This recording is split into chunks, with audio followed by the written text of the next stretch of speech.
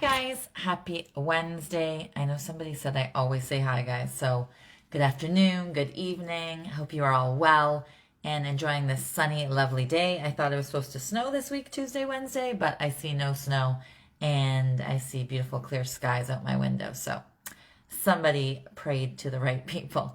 I hope you guys are all amazing. I'm going to go over the normal, which is go over real estate statistics, some locally, some more across Canada, and some, not too far, like an hour or two away, just to give you guys like the full picture. I am also going to do happy news and answer your guys' questions, okay? So feel free to ask any questions that you have. If not, I will just answer some questions that have come out or come up throughout the week that you guys have messaged me about. Again, hope you guys are all well. So the first question comes from Patrick in Elmvale. So Patrick says, my mom isn't able to take care of her property anymore and was considering moving into an apartment. Do you think that it's wise, or should we just pay for grass and snow maintenance or get her into a condo? Patrick, thank you for asking and writing your question in. So I definitely wouldn't just like put her in an apartment. I would, either keep her where she is and, like you said, pay for the maintenance, or have her in a condominium.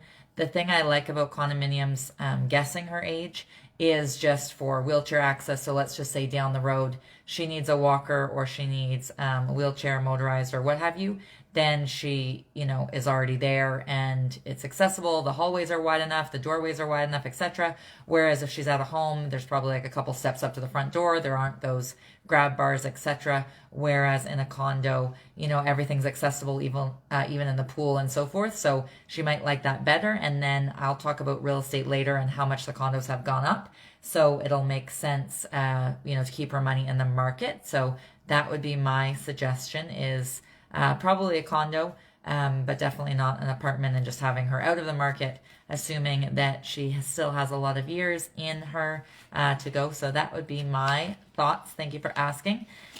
So could you ever see yourself doing an Ironman? And so the Ironman is, the biking, like a triathlon, but it's like the crazy one: biking, running, and swimming. So they swim 3.86 kilometers, they bike 180 kilometers, and they run 42 kilometers. So there's a 21-year-old that just not broke a record, just made a record. And some people might say, like, big deal, a 21-year-old, who cares? But the 21-year-old has Down syndrome, so he was the first person ever with Down syndrome to finish an Ironman race, and he finished it in just over 16 hours, and he also is the new Guinness World Record holder for that, because nobody has ever done it before with Down syndrome. So I thought that was cool. The race has been going on for 42 years, and nobody has ever completed it with Down syndrome, so yay to him. And what he did with the medal was he gave it to his mom. So I thought that was super cute. And he wants to be in the Special Olympics in 2022. So that was cute. The next question comes from Jocelyn in Lefroy. So Jocelyn said, how long is a $2,500 giveaway going to go on? Thank you, Jocelyn, for asking. So it's definitely in 2021. I don't know if it'll be in 2022. I don't know if it'll go back to $1,000. I'm not sure. I don't know how long COVID's going on. Who really knows? So definitely 2021 for sure, every single month. I'm not sure about next year. So get your nominations in this year while it's still a thing, and maybe we'll do it next year. You'll have to stay tuned for that, but thank you for asking. The next little bit of happy news before I do the real estate. So let's just say you're a small business and somebody robs you. What would you do? A man in Washington offered that man a job. So he had, or has, a burrito place, and he basically posted online, and he's like, our burritos are so good that people break in at 4 a.m. to get them. And instead of, calling the police and whatever, he posted a picture of the man, but like he had a mask on and a hood, so you couldn't really see, and just said, what he exactly said was, there are better opportunities out there than the path you've chosen. So he gave him his cell phone, like he posted online. He said, no police, no questions. He said, come and I will give you a job and fix the road that you're on, which I love. And he was interviewed. And he said that love, kindness, and forgiveness are always better solutions than hate. So that was super cool of that burrito small business owner that I liked. Next question comes from Brad and Jackie. Again, you guys can write questions in here if you want, or I'll just answer the ones that came in throughout the week. And then one more thing, then I'll do the real estate updates. So Brad and Jackie from Barrie asked, I know everything's super delayed, but we want to renovate our basement and bathroom before selling. Do you think that is smart? Yeah, everything is super delayed with COVID. I just, for example, got dressers and a couch that I ordered back in August, the one in October, the other one, and it's April, and I just got them now. And I've ordered a kitchen, not for here, for somewhere else, and it's super delayed. Even like trailers, I have a client that is going to live in a trailer while he builds, and he doesn't have his trailer, so he's basically having to stay in a hotel for 3.5 weeks with a bunch of kids. So everything, yes, is super delayed. But for example, yesterday we sold a home at 52 Foyston, which is in Minising, and the property was listed for $749. It sold for $915,000, and the comparables all showed like $810 to $835. So there was a bunch that were $850 in the community, $850, $865, but they had like renovated kitchens, renovated bathrooms, more open concept, newer windows, furnace, AC, etc. This one was all original homes. Hi guys, how are you? Sorry, it doesn't tell me your names anymore. I just see the little pictures. So again, they were in the 810 to 835 range, and it sold 915. So it's just showing that there's no inventory. So the problem with you waiting to do, I forget what it was, your bathroom and your basement is, let's just say you wait, but now instead of, 3 homes in your neighborhood for sale, which there probably isn't even 3, now there's 47, and now you don't have the upper hand, right? So there's more inventory, the buyers have more options, so you're not in the driver's seat as much. So I personally wouldn't, because those homes that sold before that were 850, 865, etc., that were nicer than the one that I sold yesterday, no offense to Curtis that sold that, is there was not as much competition this time as there was last time. So I personally wouldn't do it, and I would just list now when there isn't the competition. We also did one last week on Joseph, which is over kind of by Dean, and it was listed $649. I forget how many offers it had, but I remember what it sold for, which was $820, $200, and the comparable showed that one should have been $740, $750. But again, no inventory, so no inventory just skyrockets the price for the sellers. So I personally wouldn't do it, to be honest. But thank you for asking. So the next thing, one thing before real estate, don't know if it'll ever happen in Canada, but in France, what they're doing basically is people, if they bring in their junker vehicles, they're giving them $3,000 if they buy an e-bike, because basically they're saying, regardless of how green we make the cars, etc., there's just too many cars. So they're like, if we have more e-bikes and more people take that to work, e-bikes can go, I did not know this, up to 20 kilometers an hour without pedaling. So they're saying if more people are on e-bikes, they're trying to reduce their emissions by 40% by 2040. So that is something that they're doing. So again, giving $3,000 for people if they bring in their junker cars, if they buy an e-bike, if they show them that they have a receipt for an e-bike. So I thought that was cool. Okay, so now we're going into real estate, okay? Again, if you guys have any questions, feel free to ask, but I will just talk about real estate. So Toronto is the 4th largest city in North America, which I did not actually know. I thought it would have been lower than that, like not as big, but anyways, it's 4th largest city. And basically a lot of people are asking, like economists and the public and so forth, like, is the bubble going to burst?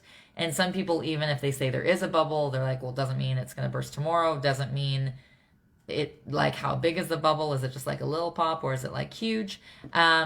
Basically the newest numbers are saying it's not, though. So what happened in March, obviously, because that was the most recent full month. So there was 5,130 homes that sold in Toronto in March, which was 86.3% higher than 2020 sales.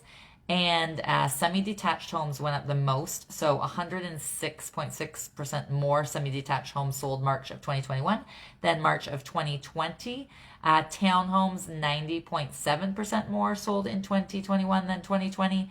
Condos, 87.9% sold this year as opposed to last year. And detached was 75.1% more homes sold 2021 than 2020, and that's March. The average sales price in Toronto is up over 21.6%, so it's over $1 million at $1,097,565 to be exact. And if we look at just detached houses, they are teetering around 1.7 million in Toronto. Semi-detached homes are teetering around 1.3, and townhomes are teetering around a million. The only thing that actually went down was condos. They didn't go down tons, but they went down 0.7. So now their average sales price is 708.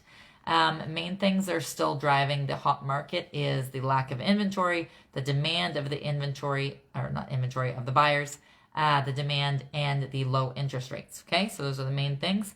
A lot of people are still complaining about bidding wars and saying it's like an auction, but the main difference that it's not like an auction is an auction. Let's just say that jar thingy in the back, somebody says it's listed for $10 and somebody's like $11, $12, $13, $14, $15, etc. And you hear the people physically say the numbers. The problem with real estate, if that's a house, the public saying that we list it for 600, for example, and somebody might pay 900, but the next highest one might only be 780, and now they just paid 900 and they way overpaid. So a lot of people are still trying to fight to get it, so it is an open type of auction, so you can hear people's bids or know what they are, and if you want to pay them more money you can, but it's as opposed to blindly auctioning, blindly offering on a property. So they are still a lot of people are fighting about that. Whether that will change or not, I do not know. So even though, what was I going to say? Oh yeah. So even though February of this year and what have you was crazy compared to the fall of last year, which was still up over the spring and the fall of last year and so forth, let's just say a home in the fall was, in the February was selling for $750. It's now selling for around $820, which is crazy because it's only been 2 months. And people are like, it's, you go and offer that $750 that just could have got it before, and now suddenly people are laughing at you because they're like, yeah, whatever, you need to at least bring $810, $820, $825 to the table. So it's crazy. What was the other example I was going to give? Oh yeah, we had one I said on Joseph, and it was listed for $649, sold for $820,200, and its market value was around $740. I said $750. But if you think about it, people coming from Toronto, so say they can afford $750, they're in a condo, right? You could buy a townhome in Toronto for $1 million, and it'll say up and coming area, which means scuzzy area, or lots of potential, which means it needs $300,000 or $400,000 worth of work. So they're buying that, for $1 million, whatever. So they come up here, and $750, that home, although needed a lot of work, to be honest, it was needed new floors, needed new trim, all of the cabinetry and the washrooms and stuff had been painted on by the kids and crayons and so forth. There wasn't anything that you could really salvage in the space besides the actual bones of the home and the brick and what have you. So they come up here and they're like, holy, that's a massive house listed for $649. Sure, we'll give you $820. Whereas local people are like, that house last year was $600 to $620. How is it selling for more than $200,000 more this year? So that's basically what's happening. And we did dodge the bullet still from the capital gains. So there was tons of talk of capital gains happening on people's primary residence for the first 5 years, and they still have said that's not going to happen right now. So just because they have said that's not going to happen does not mean that as a new first-time buyer that it's easy to get in the market, because it still is not. So they did do a recent bill, and what that means is basically they're like, hey, we're going to give a whole bunch of money, and this is what we're going to give. So what they're going to give is $2.5 billion in the next 7 years to CMHC, so the Canadian Mortgage and Housing Corporation, and they're going to give it to a subsection of them, which is their Affordable Housing Innovation Fund. Okay, so $2.5 billion to that, and then they're giving $1.3 billion for commercial properties to convert them to residential. So let's just say downtown there's some 100,000 square foot commercial property, and now they're like, everybody can work from home, we're used to it because of COVID, we're going to save the lease and blah, blah, blah. And so this $1.3 billion, there's all these incentives and grants and stuff for people to turn the commercial properties into residential properties. So that is something else in the bill. And then they also gave $3.8 billion to fix and repair 35,000 low-income homes. And then they added the 1% if you're a foreign buyer, a foreign owner, you live in China, you live in France, Greece, etc., New Zealand, and you have a home here, they're going to tax you 1% if it's vacant, okay? So that is something. The problem with all of these things are that it's not helping with our lack of inventory. So that is the main thing, okay? So yeah, they gave, billions of dollars, billions. That's great, but they're still not giving us more inventory, okay? So that still is the main problem. Across Canada as a whole, the average home has gone up 32% in March, which is crazy, 32% in one month. And I said in March, but sorry, it was 3 months, January, February, March, the first 3 months. And even though, back in 2017, which was a very similar time to now with the crazy bidding wars and so forth, the government interfered back then, Kathleen Wynne specifically, and she put all these extra rules, April 17th, I remember when it was, and it was literally like a brick wall to the real estate market. So the government still right now is saying they're not going to interfere, besides maybe, stress tests or what have you.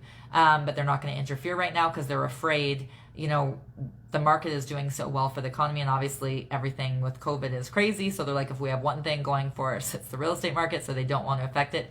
So right now they're saying we don't want to put, any crazy new rules in, and, we want to just see how it goes with inventory and so forth. As we naturally get more homes listed in April and May, etc., they just want to let it play out for now, okay? What else was I going to say? Oh, yeah. So before COVID, basically people in their homes, they slept there. They ate occasionally there if it wasn't takeout, etc., depending obviously on the family. But now it's like they're homeschooling there. It's their home gym. It's their home office, whether for them, their husband, their wife, etc. It's their home, what am I missing? Playground for the kids, etc. So people are like, okay, we don't need to be downtown. We don't need to be close to a subway line. We don't need to be close to the 407. We don't need to be close to the office. All we need is good internet. So they're literally like moving places that have good internet connection. So they're like, okay, we're 4 hours away. We don't care. We have good internet connection. Okay, so that's like the main thing. So surprisingly, areas that you wouldn't probably think of that have done really well this year had high jumps. In March were Northwest Territories. So the Northwest Territories were up over 48% in March. Nova Scotia was up 30.4% in March. Ontario was up 24.5% as a whole, not just in Barrie. Quebec was up 22.5%, and New Brunswick was up 20.9%. So rural and suburban areas are still seeing higher gains than Toronto, Vancouver, Montreal, which is normally opposite. So, for example, Sarnia and the Rideau, St. Lawrence was up over 50% from last year, which is crazy. It's not like Toronto's going down, but they're like getting 12 to 17%, and then all these other places, right, 50% like randomly in Sarnia. It's crazy. Like I said, as long as it has the internet, people are good with that. It's expected to continuously increase in 2021. The economists do think that it'll slow down in 2022, but they don't think that it's going to dip. They think the prices are going to stay high. They just don't think it's going to be as insane, but they don't think the prices are going to go down. So they think they're going to continue up in 2021, and then the insanity of it won't be there in 2022, but they think that the prices will stay, okay? So Windsor and Hamilton have often fought in the past to not be called, but it's often joked that they're the like armpit of Ontario, and I can say that because I grew up in Hamilton. So recently in Hamilton and Windsor, people have been paying 100, 180,000 over, etc. There was a guy just yesterday in Windsor that paid over 120,000 over, and he said that he considers himself lucky because he had offered on all these other properties and lost out. And even though Windsor has upped the new builds, so they had 360 new builds prior to COVID, and now they have 796 units, they still just can't keep up with the inventory, right? So the amount of people that want to buy, there's just way more than what they can, produce, okay? So what is happening locally? Obviously, I talked about Sarnia, I talked about Windsor, etc. So locally, Simcoe County. So in the past, not in the past week, 2 weeks, 2 weeks ago, because last week I didn't do it because I don't do it every week. So last week in 2021, 432 homes were listed, and of those 432 homes, 287 sold, okay? Now in 2020, the exact same time, there was 240 houses listed. So in 2021, 432. In 2020, 240. Okay, so jump from 240 houses to 432. So it's over 80% more homes were listed. So it's not a lack of inventory. However, there's more people buying. So in 2020, only 88 people bought those homes that were listed. And this year, 287 people bought those homes that were listed. That's just in 1 week. So 226.1% more people bought homes that same week, okay? And the average sales price in 2020, the average sales price was $498,345 in Barrie, Simcoe County. I lied, Simcoe County. And this year was $763,777. Okay, so from $498 to $763, insane. 53.3% increase on the sales price. Okay. And now if people are like, oh, it normally jumps that high, blah, blah, that's not a big jump, Kristin. So from 2019 to 2020, just to give you an idea, in 2019, the average sales price was $510, $832. I don't usually say those percentages, but whatever, $510. And in 2020, it was $498. So it actually went down 2.4%. So from 2019 to 2020, it went down 2.4%, but from 2020 to 2021, it went up 53.3%. So crazy. And then last week, so that was 2 weeks ago, because again, last week I forgot to do it, or I didn't have time. This past week, there was 410 new listings, and of the 410 new listings in Simcoe County, 281 sold. Last year, the exact same week, there was 133 new listings, and 51 of them sold. So this year, 410 listed. Last year, only 133, so way more. So it's not lack of inventory. However, of the 410 that were listed, 281 sold, and last year only 51 sold. So we had 208% more listings, and we had 451% more people buying homes. And the average sales price last year, the exact same week, was $553 and change, and this year was $779 and change, which is up 40.8%. Last month in Simcoe County, there was 1,325 homes that were sold, and in 2020, there was only 651.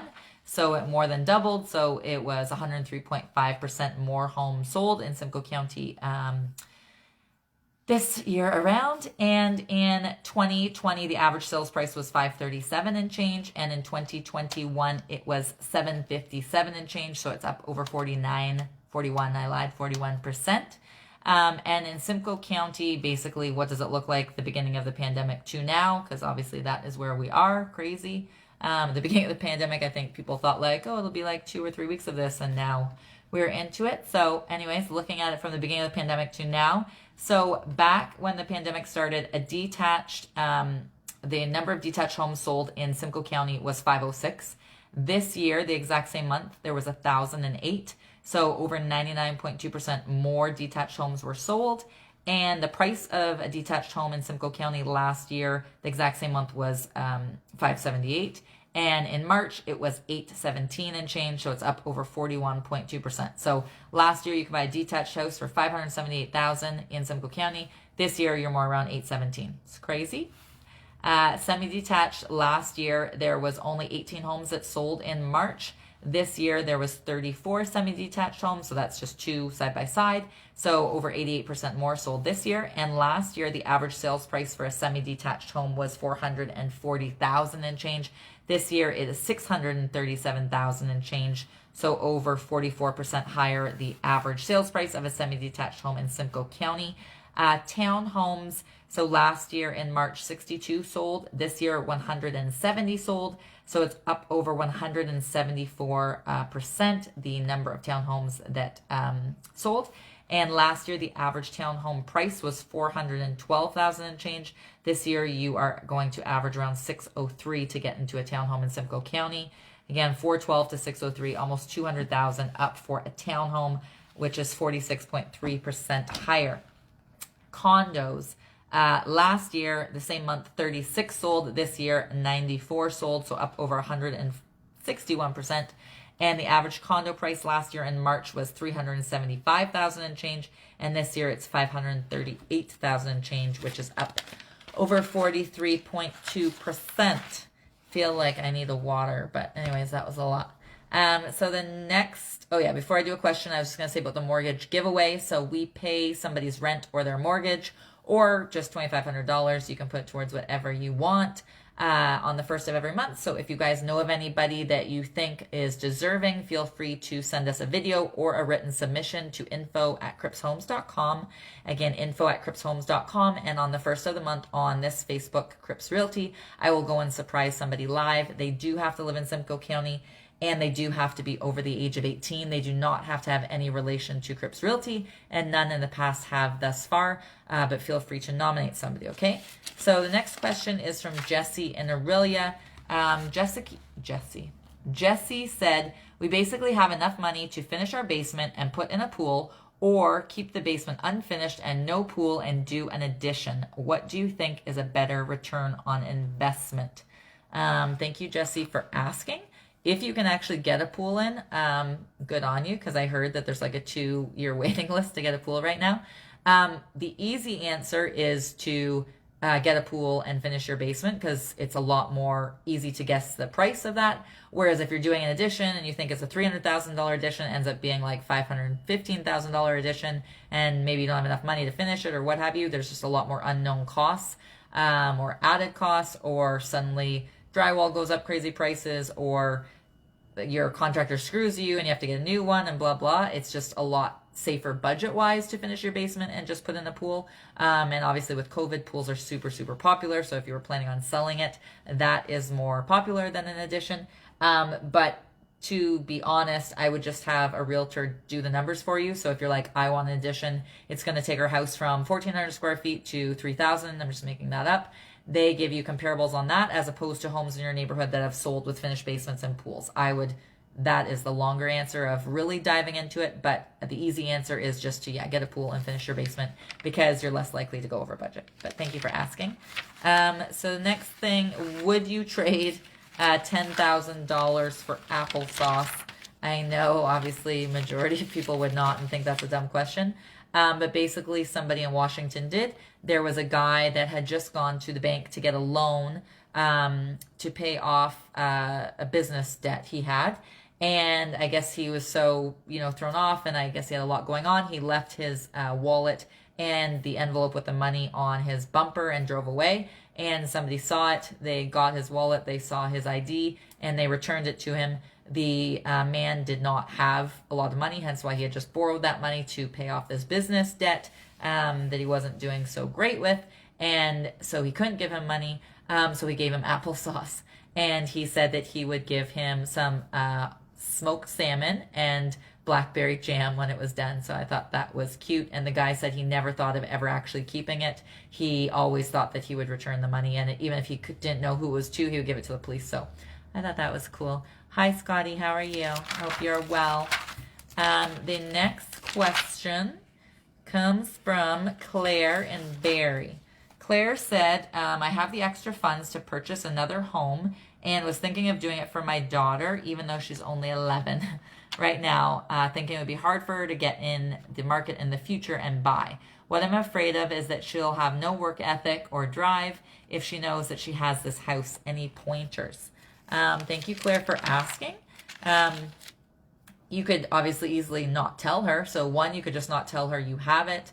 That's the easiest. Or even if she knows you have it, you could say, that you're not getting it or don't expect to get it, or you're giving it all to charity or whatever. Or you could have like stipulations, like when she finishes college or when she turns 30, if she blah, blah, blah, or whatever, right? Like, a lot of people have funds and they don't want to give it to their kids because they do want them to have that work ethic. So I respect that.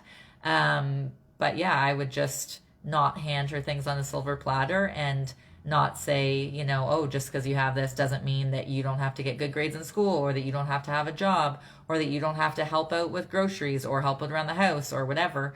And if she's not deserving of it, she doesn't get it, and you sell it whenever you want. I wouldn't say like, this is your house and blah, blah, blah. If she's deserving of it, then give it to her. And if not, then it's your investment. That's what I would do. Okay, so this is a story about never giving up. There was a fellow that was born 18 years ago, and he was born with something, I have to read it here. I might say this wrong. Agenesis or agenesis of the corpus callosum. which is basically something that connects the two hemispheres in the brain is not there. And when he was born, his doctors told his parents that he would never walk or talk his whole life. And anyways, he just turned 18 and now he plays sports and he sings and he just got accepted to college. And I just like that. And basically, you know, if he can do it, I feel like anybody can do it. And we should stop having excuses. So I liked that. Next question is from Selena in Barrie. So Selena says, I want to buy a house, but I can't save money faster than my boyfriend spends it. And we have a joint account. Any money saving tips to get ahead? Thank you, Selena, for asking. Besides the obvious, which I'm kind of joking, besides getting a new boyfriend or a separate account, I would definitely get a separate account if you don't want to have a new boyfriend.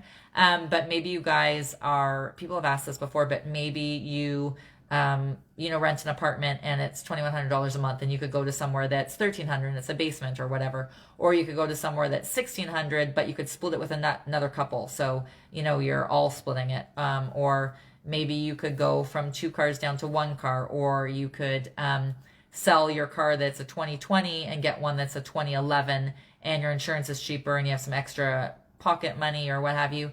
I know a lot of people and they get like Uber Eats and they get these $300 sneakers and they get these fancy bags and whatever, but yet they can't save money and get ahead. And so that's obviously a big thing. You could just not buy that stuff, or you could go thrift shopping and get stuff there instead.